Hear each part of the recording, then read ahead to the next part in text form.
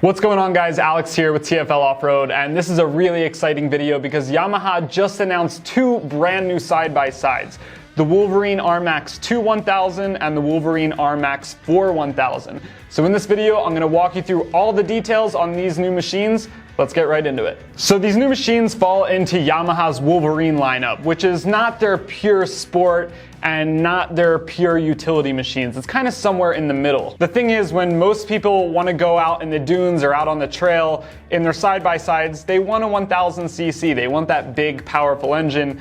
And in the Wolverine lineup, you only had the 847cc in the X2 and the X4. But now with this new Wolverine RMAX, you're getting a 1000cc class engine in a side-by-side that can be used for recreation and utility. So Yamaha says the new RMAX machines are going to be great for exploring, trail riding, hunting, and even working. They say there's a huge focus on capability and comfort in the interior as well. Let's start off with the exciting stuff. Let's get right into the engine.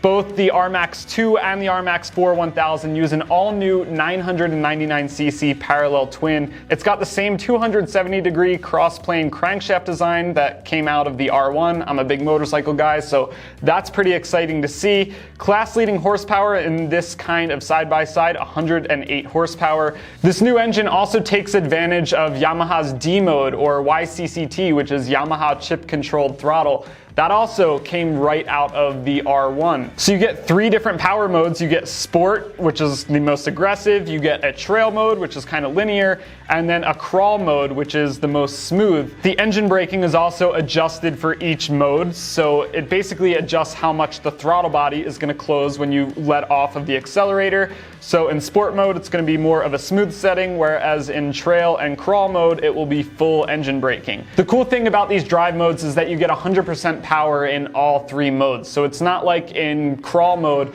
they're toning the power down to 70 or 80%. You get 100% power in all three modes. It just changes how that power is delivered. This new engine is linked to Yamaha's Ultramatic CVT. Yamaha says that their belt can last much longer than the Polaris General, which is kind of a comparable machine. So do with that information what you will. But Yamaha says their belt is extremely durable. There's a knob on the inside that lets you manually select between two-wheel drive in a rear drive configuration or four-wheel drive limited slip or a full four-wheel drive diff lock. That's really cool to see. So it's not doing anything automatically. You have a physical dial there. Yes, it's not a lever that you actually manually engage the system with, but it's cool that you can select what mode you want to be in. Let's talk about styling for a second, because that's got to be one of my favorite parts of these new machines. The styling is super aggressive. I really like what they did with it. From the front, it has a super angry look. You have these headlights down below that kind of disappear when you're not using them, but above that, you have these really squinty daytime running lights. They look kind of like angry eyes. I really like that. Looks like there's a little hood scoop up front. I love the colors they put on all these machines. The design is super aggressive. These are only 64-inch wide vehicles, so they've got some width to them, but they're not the full, 72-inch blast through the desert side-by-sides, but they look very aggressive for a 64-inch machine. Let's look at the dimensions of the two-seater and the four-seater side-by-side, because it gets a little bit interesting. So the two-seater has a wheelbase of 86.7 inches, and when you jump up to the four-seater, you only go up to 90.2 inches. So they're pretty similar in terms of wheelbase.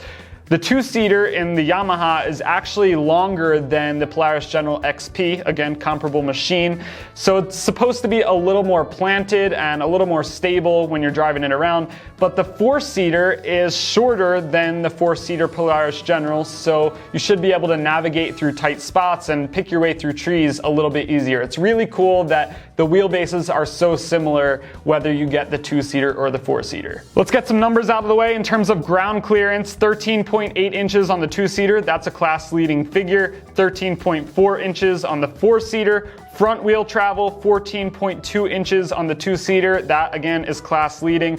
And 14.2 inches on the four-seater. Rear wheel travel, 16.9 inches on the two-seater. Again, class leading. And 13.3 inches on the four-seater. So lots of class leading figures for the two-seater. You can't talk about an off-road capable side-by-side without talking about the suspension, and this one's really cool because the new Yamaha RMAX machines have a pretty cool suspension setup. So there are 3 different trims for both the RMAX 2 and the RMAX 4. There's the standard, the mid-range XTR, and then the LE, which is the top-end one. So the bottom 2 trims, the standard and the XTR, get Fox 2.0 QS3 shocks. These are a 3-position adjustable shock, but they're manually adjustable. So you actually have to get out, flip a lever, and you can adjust the damping in the shock. The higher end LE trim, both the 2-seater and the 4-seater, get Fox 2.0 IQS shocks, which stands for Intelligent Quick Shift. So there's actually a button on the interior of the vehicle,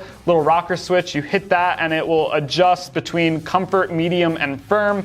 Super cool, 3 different modes in those shocks. You don't even have to get out of the vehicle to change it. And this Yamaha RMAX 1000 is the first OEM vehicle to get this shock. So if you want these IQS shocks, you gotta go Yamaha, at least for now. Now, while this is a side-by-side that you can take to Moab, you can take in the trails here in Colorado, you can do a lot with it for recreation, this is also a vehicle that can be used around your farm or around your property to do different things. So Yamaha really wanted to make sure that the interior and driver-centric comfort was there. So they did a lot on the inside to make the driver more comfortable. First of all, the entryway to the doors have been expanded when compared to the X2 and the X4, the other vehicles in Yamaha's Wolverine lineup, so it's much easier to get in and out. Yamaha also says that this new interior layout is supposed to be car inspired.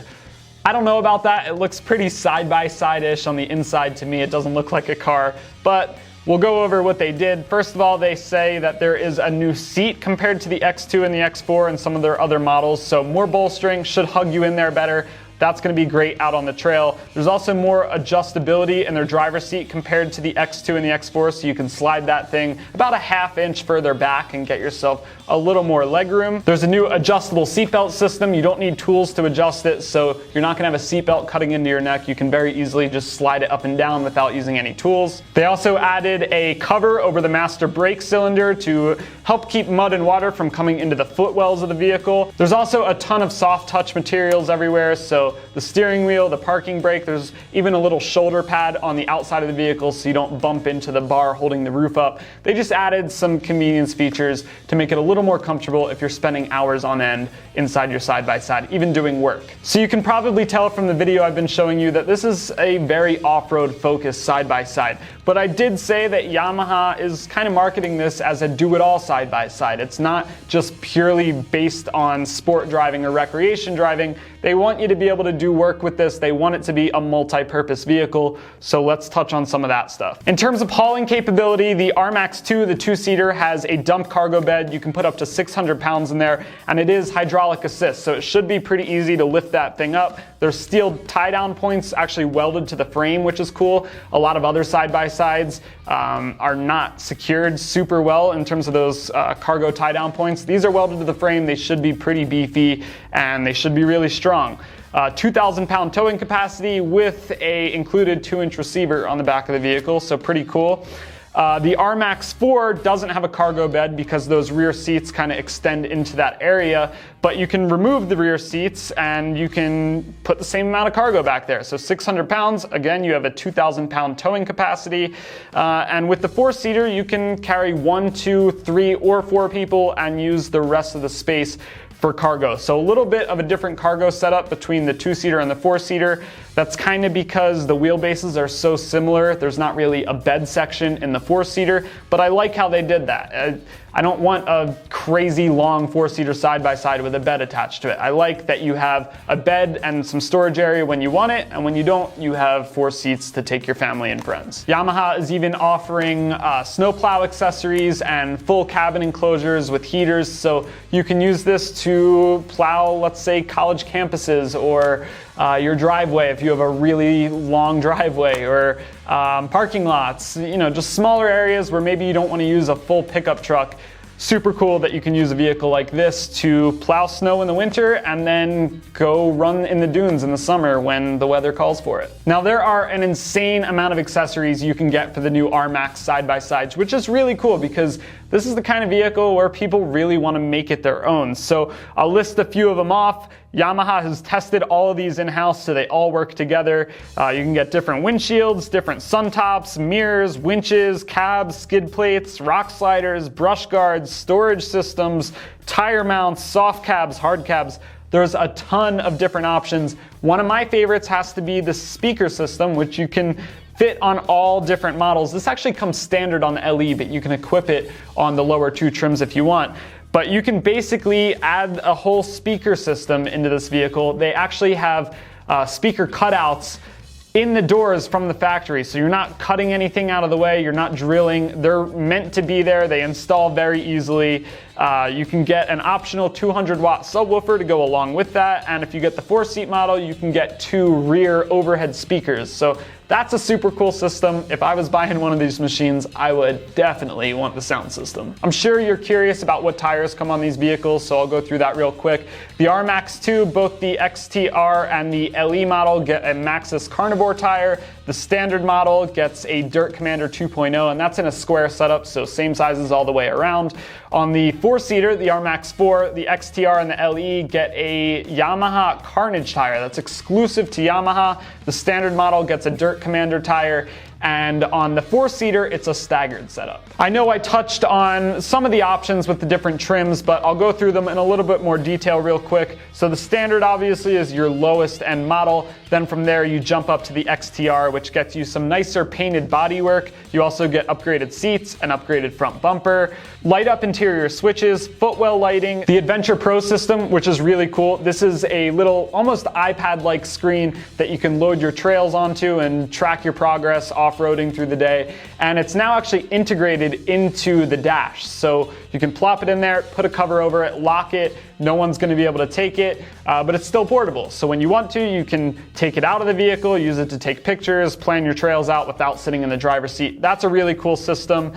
You can add that onto the lower end trims if you want to, but also on the XTR, in addition to the Adventure Pro and all that other stuff, you're going to get a USB charger, a center mount mirror, a high quality shift lever and parking brake, and your D modes. So the standard model won't get the D modes, but you can add them if you want. So that's really cool. If you get the standard model and a year down the line you decide, you know what, I really wish I had those drive modes, you can add them. And then the high-end LE trim, you get the Fox IQS shocks and the stereo system, as well as a speed management key, which is really cool. So you can put this key in, turn it on, and then pull it out, and it limits the vehicle to 25 miles an hour. Still giving you 100% power though, so you can still haul 600 pounds, you can still tow 2,000 pounds and not be bogged down. It's just gonna limit your speed. Let's talk about pricing and availability. So I'll start with the 2-seater, the RMAX 2. That comes in Alpine White and Armor Gray and will start at $19,799.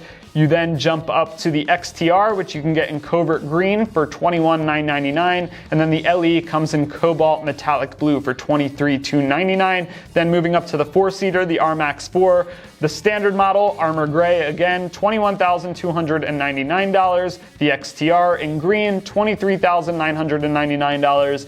And the top dog, 4-seater LE in blue, $25,299. I really love that blue color. I personally own a Yamaha MT-09 in a very similar blue, so that kind of hits my heart a little bit. That's a really cool color. As far as what this competes against, probably most closely competes with the Polaris General. It's kind of the same sport and utility focused side by side, but they're a little bit different. The 4-seater in the General is 4 full seats with a bed in the back, so it's a much longer vehicle. You can also kind of cross-shop this with the Can-Am Maverick X3 and also the Razor XP 1000 line. Those are more pure sport machines, but they are similarly priced, so I am sure they will be cross-shopped. This is a really cool machine though, something that can go tackle the trails and then can plow your driveway in the winter. Truly an all-year machine.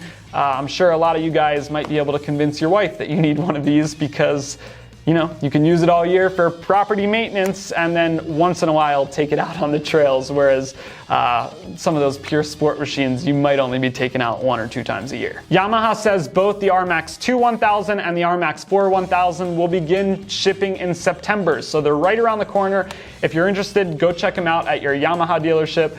Yamaha has told me that they are trying really hard to figure out a way to get me in the seat of one of these. There was actually supposed to be a drive event this week, but due to COVID, that was canceled. So they're working on trying to figure out a way to get me in the seat so I can give you some driving impressions and really give you a full walk around of the vehicle, but stay tuned for that. Let me know what your thoughts are down in the comments below. Thanks for watching. Don't forget to go to TFL Offroad, TFL Car, and TFLtruck.com for the latest and greatest in side-by-side reviews.